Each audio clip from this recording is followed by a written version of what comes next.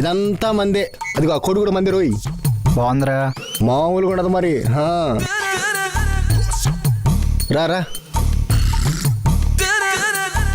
ఇదే బావా తరతరాలు నా కష్టం, నా దరిద్రాన్ని తీర్చే భాండాగారం కూడా.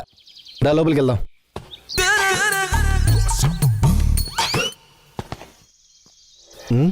ఒక ఇంపార్టెంట్ న్యూసే ఉండు. స్వామి, మా వాడు వచ్చాడు.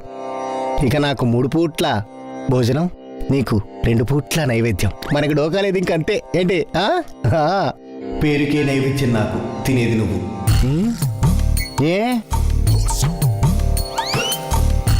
ఏంట్రా ఓ చూస్తున్నావు?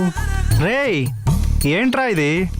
ఓ అదా, ఊర్లో సంక్రాంతి పోటీలు అయితే మనమే వచ్చాం ఫస్ట్.